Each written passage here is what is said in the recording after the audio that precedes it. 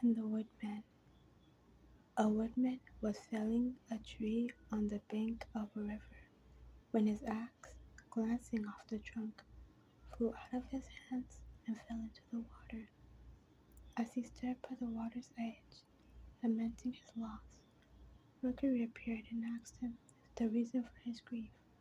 On learning what had happened, out of pity for his distress, he dived into the river and bringing up a golden axe, asked him if he was the one who had lost. Pilgrim replied that it was not, and Mercury then dived a second time, bringing up a silver axe, as if that was his. "No, that is not mine either," said the woodman. Once more Mercury dived into the river and brought up the missing axe. The woodman was overjoyed at recovering his property and thanked his benefactor warmly. The latter was so pleased with his honesty that he made him a present of the other two axes. When the woman told the story to his companions, one of these was filled with envy of his good fortune and determined to try his luck for himself. So he went and began to fell a tree at the edge of the river, presently contrived to let his axe drop into the water.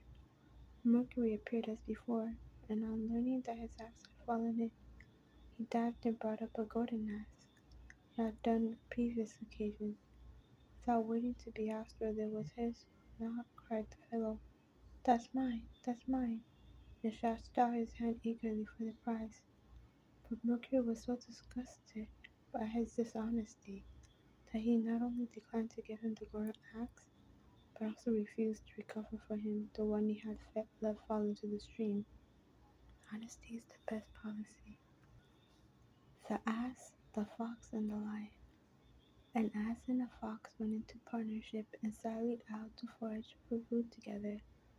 They hadn't gone far before they saw a lion coming their way, of which they were both dreadfully frightened.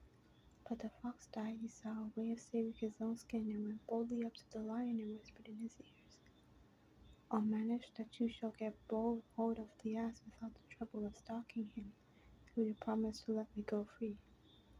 The lion agreed to this, and the fox then rejoined his companion and contrived before long to lead him by a hidden pit, which was some hunter had dug as a trap for wild animals, and into which he fell. When the lion saw that the ass was safely caught and couldn't get away, it was to the fox that he first turned his attention. He soon finished him off, then at his leisure proceeded to feast upon the ass. Betray a friend, and you'll often find you have ruined yourself. The Lion and the Mouse. A lion asleep in his lair was waked up by a mouse running over his face. Losing his temper, he seized it with his paw and was about to kill it.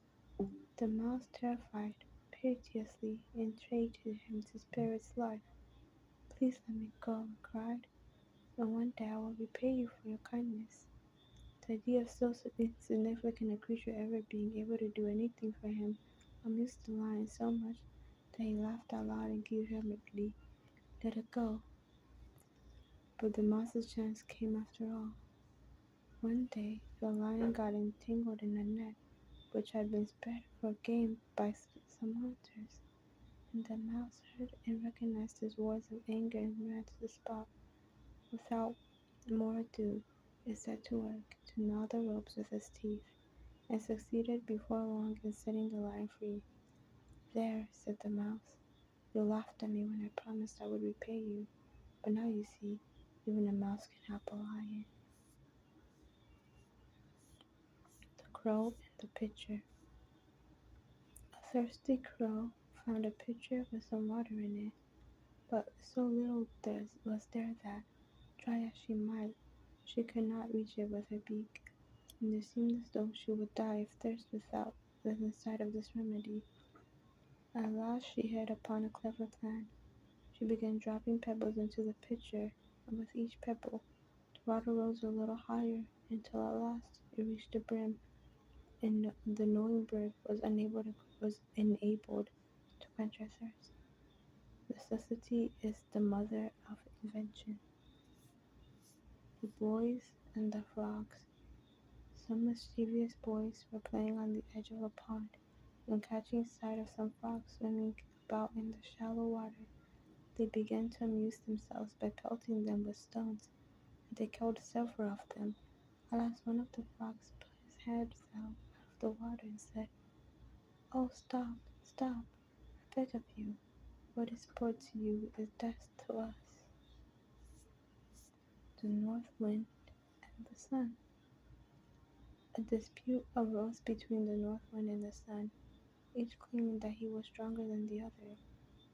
At last they agreed to try their powers upon the traveler, to see which could soonest strip him of his cloak. The north wind had the first try, gathered up all his force for the attack. He came really furiously down upon the man, and caught up his cloak as soon as he would wrest it from him by one single effort. But the harder the blow, the more closely the man wrapped it around himself. Then came the turn of the sun.